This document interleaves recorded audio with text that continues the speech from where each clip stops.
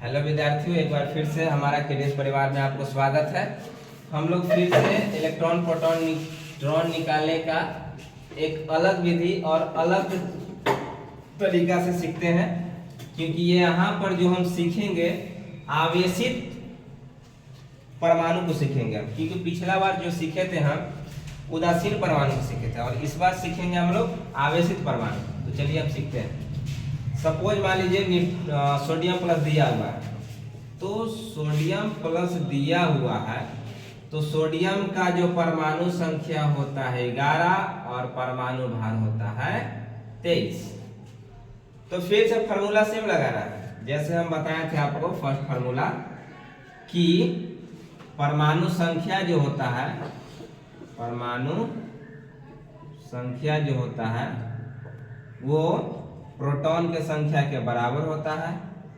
फिर second formula बताए थे आप लोग को कि प्रोटॉन के संख्या इलेक्ट्रॉन संख्या के बराबर होता है।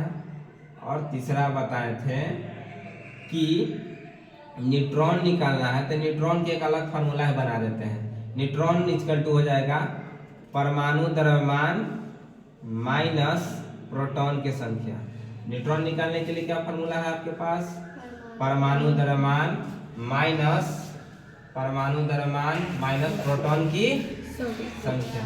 इसी तीन फार्मूला से हम लोग आज इलेक्ट्रॉन, प्रोटॉन और न्यूट्रॉन निकालेंगे। चलिए निकालते हैं। तो हम लोग पहला फार्मूला यूज करते हैं। पहला पता है कि परमाणु संख्या जो है प्रोटॉन संख्या के क्या होता है? बराबर होता है। तो हमारा नीचे जो होता है वो क्या कहलाता है जी? परमाणु संख्या कहलाता है।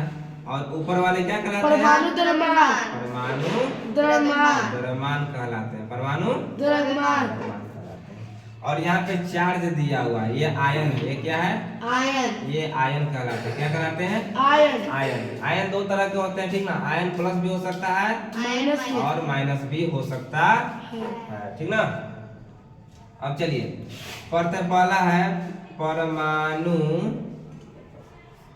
संख्या जो होता है प्रोटॉन संख्या के बराबर होता है।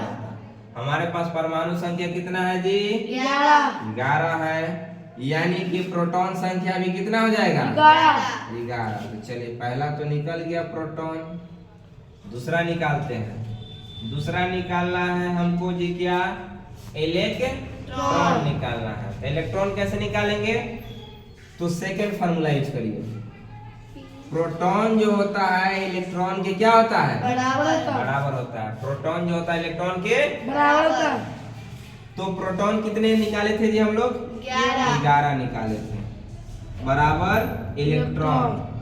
लेकिन यहाँ पर परमाणु हमारे पास उदासीन नहीं है। उदासीन नहीं है। हमारे पास परमाणु क्या है? आवेशित है। क्या है जी? आवेशित है। और आवेशित परमाणु में प्रोटॉन जो होते हैं इलेक्ट्रॉन के बराबर नहीं होते हैं। प्रोटॉन इलेक्ट्रॉन के बराबर नहीं होता है। कैसे देखते हैं? देखिए इलेक्ट्रॉन यहाँ पे कितना आया हुआ है जी? 11। लेकिन कह रहा है कि हम एक इलेक्ट्रॉन को क्या कर चुके हैं? दान कर चुके हैं। क्या कर चुके हैं? चलिए यहाँ पे नोट पॉइंट लिख देते हैं, उसको याद कर लीजिएगा। यहाँ नोट पॉइंट है हमारा ये कि अगर जो आयन है पॉजिटिव रहा तो उसको हम इलेक्ट्रॉन से घटा देंगे।